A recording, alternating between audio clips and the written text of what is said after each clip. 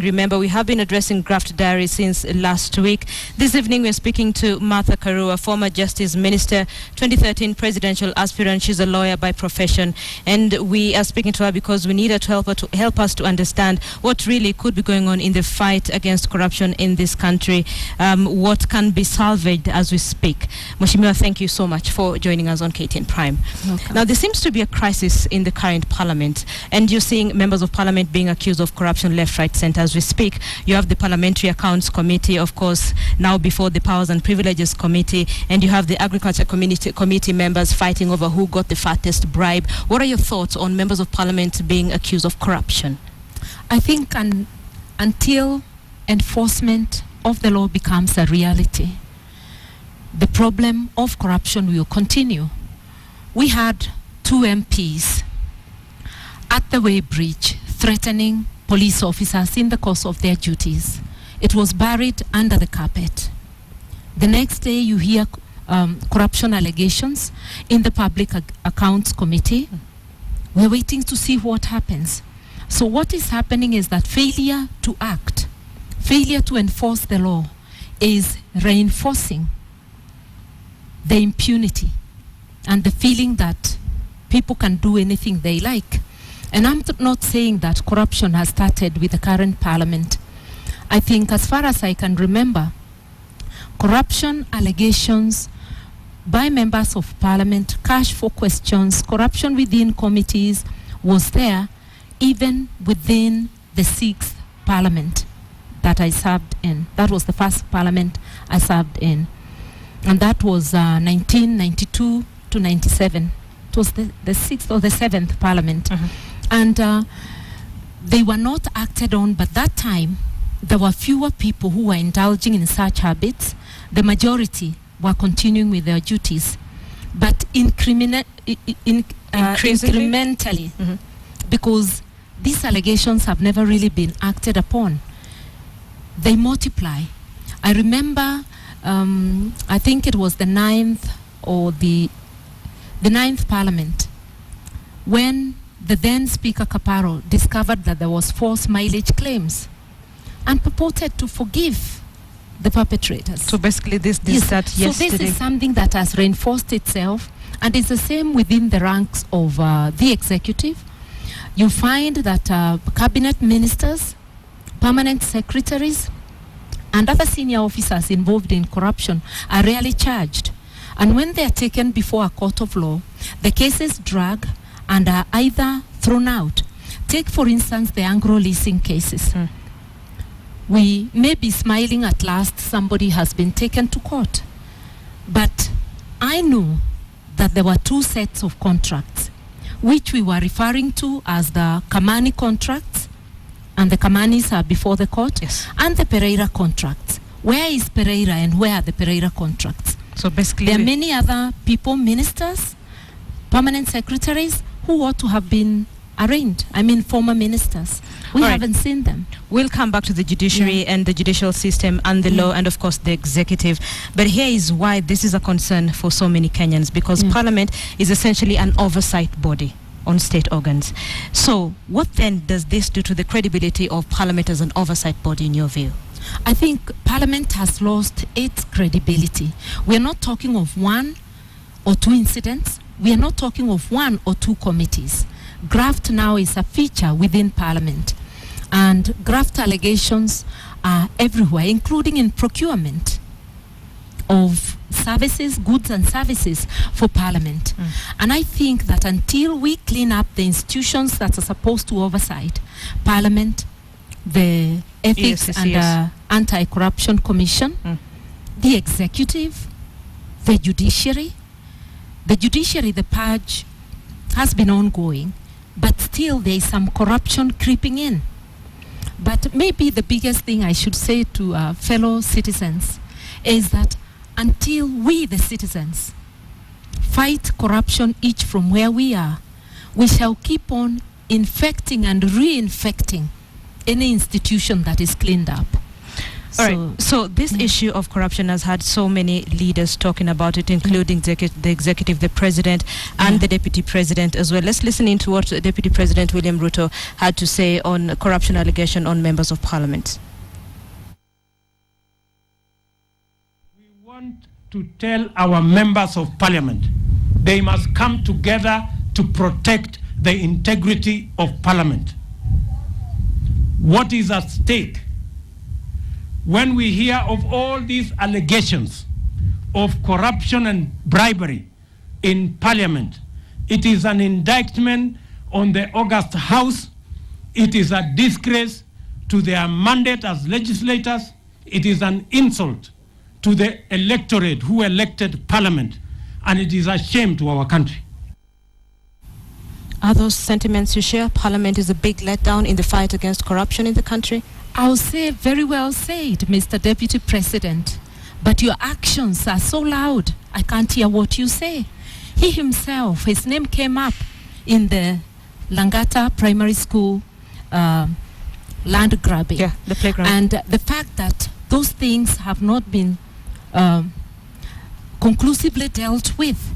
So long as the names of people in high office are coming up and are not cleared, whatever they say will never be heard or acted upon. And I'm sure members of parliament and Kenyans will not take seriously statements from leaders who themselves are being mentioned in corruption scandals. And the tragedy in Kenya is that people around the highest offices are being mentioned in corruption cases. You can imagine then parliament, members of parliament will feel comfortable. Yeah. All right, like you say, we have different leaders being mentioned. You've talked about the deputy president, and of course, the other day we were focusing on Graft Diaries, and we touched on some very high-profile people in government who are being mentioned in the Parliamentary Accounts Committee. You have Mutai Ringo, you have Francis Kimemia, you have State House Comptrollers. What essentially should be done to the high, quote-unquote, who are being mentioned in corruption allegations? I think the Ethics and Anti-Corruption Act read together with the Public Officers Ethics Act and Chapter 6 of the Constitution. Anybody mentioned in corruption scandal should step aside to facilitate investigations. You remember, in the 10th Parliament, a lot of people stepped aside. Not just the 10th. It started in the 9th Parliament, and it started when I was Minister for Justice, because I came in immediately after the failed referendum. And that's when the Anglo leasing cases came up. And I did recommend, as I was duty-bound to do, to the President, that those involved should step aside to facilitate investigations. That's the first time people stepped aside. And this went on. You remember Kimunya stepping aside? Yes. Moses Wetangula, Senator Wetangula, steps aside. And when we promulgated the Constitution, we raised the matter from the back benches. And the Deputy President, then a Minister of Agriculture, had to step down because he had a pending case. So I'm saying, why aren't we doing that today? That anybody mentioned, whether it's the chairman of the Electoral Commission, why are they not stepping down? Including the Deputy President. To anybody mentioned and there is evidence, step aside and facilitate investigations. Then people will know that it is very costly to indulge in corrupt practices. Okay, so this is why this issue of corruption in Parliament is disturbing to a lot of Kenyans, because the other body that is mandated now to look at corruption issues, that is the Ethics and Anti-Corruption Commission, has been embroiled in tussles left, right, center. You have two commissioners basically petitioning, apparently petitioning the president to remove their chair, that is Mumo Matemu. Then you have Mumo sending the deputy CEO Michael Mube on forced leave, is then reinstated by the CEO. What do you think about what is happening at the EACC? I think it's really very serious, and it has completely destroyed the credibility of that organization. Two commissioners cannot send a petition to the president and then purport to withdraw it. Once you have sent, you have to tell us whether those issues are issues you dreamt of and whether they were real. And if you are purporting to withdraw, your own credibility is also on the line. So the bottom of it is the credibility, if there was any, of that organization is completely destroyed. And look at them fighting about who should be taken to court and who should not. How are we expected to actually think that they can ever be fair? Those are very serious issues that need to be dealt with. And then how will Parliament address such issues if Parliament itself is limping under the weight of corruption allegations? So basically we have no one to champion the war on corruption in the country. And I am saying that we are responsible as a nation because we elected the members of Parliament. We have elected the highest lead office holders, and a country gets the leaders it deserves. We need to think which way Kenya. We cannot elect the people who perpetuate corruption and expect that they will be able to fight corruption. And this is right from the ward level. And I am not saying that every elected leader is corrupt, but if we put in corrupt people, then deliberately and with information, then these people are going to paralyze any fight against corruption. And that's where we as Kenyans also should take the blame. Oshima, let's now touch on the highest office in the land, that is the executive. Let's listen into what President Uhuru Kenyatta has had to say on corruption in the country. We will hold our anti-corruption bodies accountable now going forward, and that there is no sacred cow in this government, none, including myself. There is no sacred cow, including myself. Do you see a will within the Jubilee government to fight corruption? I will say, Mr. President, well said, but your actions are so loud, we can't hear what you're saying. Until the day he cracks the whip on corrupt officers, we shall say talk is cheap. You can say it. You can say how you will fight corruption. But the day he cracks the whip is the day Kenyans will clap and say, our president is a man of action. All right, so the day he cracks the whip. So what essentially do you expect the president to do? I would expect anybody named in his government, whether it's the chicken gate, whether it's land matters, apply the law. Let them step aside. Then we will know you are serious. Whether it is the highest officer in your own office, because there are officers next to him who are also being mentioned. Get them out. So does the buck essentially stop with the president? With the president, because although we have independent institutions, the president is the overseer of all. He is the one who has to ensure that institutions are functional. So it is his duty, and the failure of the Jubilee government in fighting the fight against corruption must be laid at the door of the presidency. Right, as we have this conversation, there's something that's going to be put on Super Bowl that is part of the Jubilee Manifesto. What they said they would do on corruption, there we go. Cleaning up the mess. That is some of the promises they gave Kenyans as they were getting into office, give the EACC the power to prosecute corruption cases, as happens in other African countries. So as we have this conversation, keep your eyes on this Super Bowl, because then it will give us an indication of whether or not the Jubilee administration has managed to tame corruption during its tenure.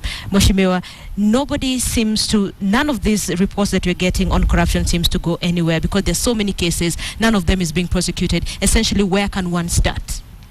I think as citizens, we have a right to demand, and I have had civil society, I've also had fellow opposition leaders calling on the government to step up the war against corruption. It cannot be an answer for the government to say that last time you were in government, this was happening. You are in government now.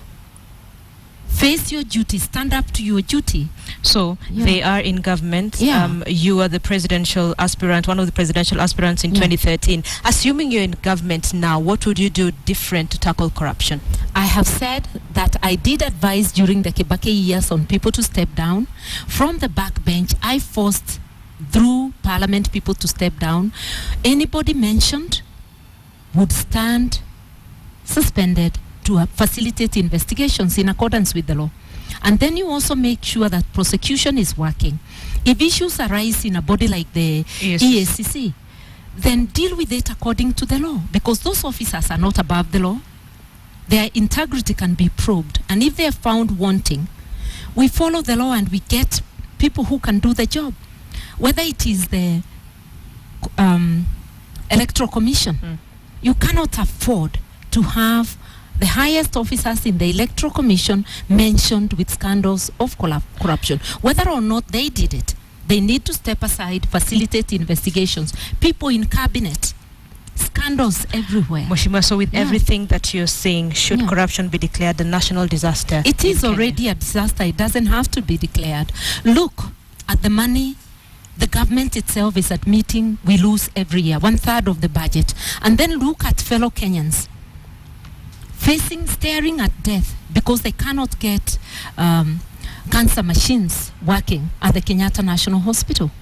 These are machines we can afford to have in every county. If you count the money that is being lost through corruption, there are so many other services Kenyans would get. So it is a disaster, yes, and we need to act, not just talk about it. Finally, Mheshimiwa, before I let you go, the war on corruption, are we winning? Are we stalling? Did we lose this war a very long time ago? I think we are winning and stalling at the same time, and the wins are the fact that citizens are not helpless. They can organize, they can petition, they can demonstrate, they can force the political will to be generated. So to Kenyans, fellow Kenyans, I will say, let's not just wait upon the executive or parliament. Let's get active, and let us remember that you have the power of the vote, and you can say moving forward, you will not vote anybody who has been known or has been mentioned in a corruption scandal. Basically, you'll vote in credible you can people. Vote in credible leaders, and any leader who misbehaves or abuses the trust bestowed by Kenyans, just mark them for the next round. So we too have a role to play.